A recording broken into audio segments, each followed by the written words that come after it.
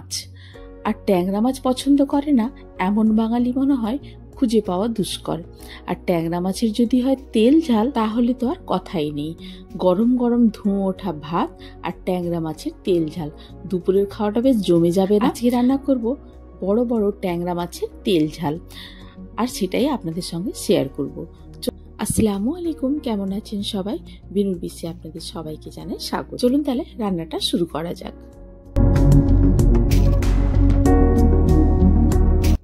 নিয়ে নিয়েছি এখানে ট্যাংরা মাছ। মাছটাকে ভালো করে ধুয়ে পরিষ্কার করে জল ঝরিয়ে নিয়েছি।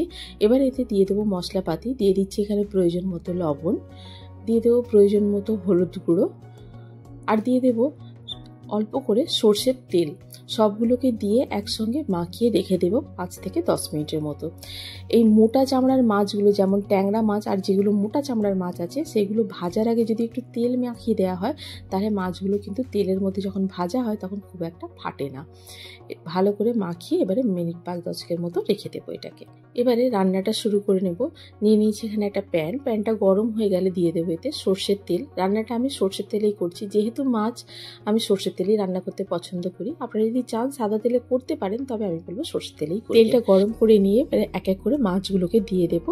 দিয়ে মাছগুলো একটু কড়া করেই ভাজবো, কেননা এই ট্যাংরা মাছের একটা নিজস্ব গন্ধ আছে, সেটা যখন ভালো করে ভাজা হয় সেই গন্ধটা কিন্তু এমনিতেই চলে যায়।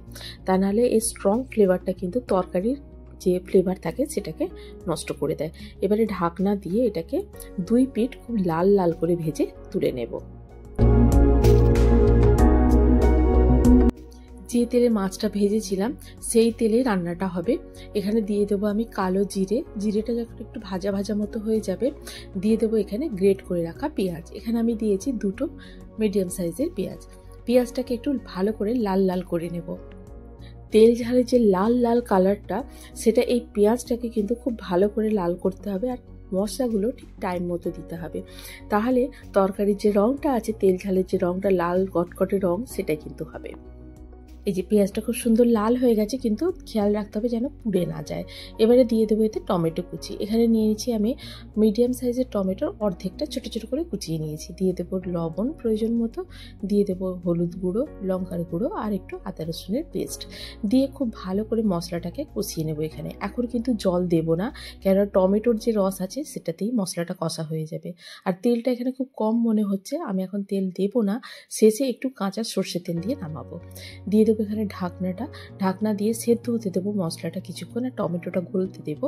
এই যে দেখুন টমেটোটা খুব সুন্দর হয়ে সেদ্ধ হয়ে গেছে। এবার একটু নাড়াচাড়া করে নিয়ে দিয়ে দেবো এতে জলটা দিয়ে ফুটতে দেবো। একটু ফুটে গেলে এটাতে দিয়ে দেবো এবারে ঢাকনা দিয়ে মিডিয়াম ফ্লেমে রেখে দেবো মিনিট 5 মতো, যাতে পেঁয়াজ মশলাগুলো খুব ভালো করে সেদ্ধ হয়ে যায়, কাঁচা গন্ধটা চলে যায়। এবারে দেখুন এর মশলাটা কষে নিয়ে যখন উপরে তেল উঠে যাবে, তখন দিয়ে দেবো এতে ট্যাংরা মাছগুলোকে দিয়ে একটু নাড়াচাড়া করে নেবো মশলার মধ্যে। দিয়ে দেবো এতে আবারও জল এতটাই দেবো যে ফুটবে জল, মাছটা সেদ্ধ হবে আর একটু ঝোল থাকবে এতে। দিয়ে দেবো এতে কিছুটা কাঁচা লঙ্কাটা এখানে আমি চিড়ে দিইনি, গোটাই দিয়েছি যাতে ঝালটা না বেরোয়। দিয়ে দেবো এখানে ধনেপাতা কুচি, আর দিয়ে দেবো বেশ খানিকটা সর্ষের তেল দিয়ে, আর কিন্তু নাড়াবো না। এবারে সঙ্গে সঙ্গে ঢাকনা দিয়ে দেবো এটাতে, দিয়ে ফুটতে দেবো এটাকে। দিয়ে 5-7 মিনিটের মতো ফোটাবো যাতে মাছটা সেদ্ধ হয়ে যায়। দিয়ে এই যে দেখুন এরকমভাবে ঝোল রেখেছি আমি এতটাই। আপনারা আপনাদের পছন্দ মতো ঝোল রাখবেন। মাছটা প্রায় আমাদের হয়ে গেছে কমপ্লিট। এবারে গ্যাসটাকে আমি বন্ধ করে দেব, দিয়ে ঢাকনা দিয়ে কিছুক্ষণ রেখে দিয়ে তারপর এটাকে সার্ভ করব। গরম গরম ভাতের সঙ্গে এই মাছের তেল ঝাল খেতে কিন্তু অসাধারণ লাগে।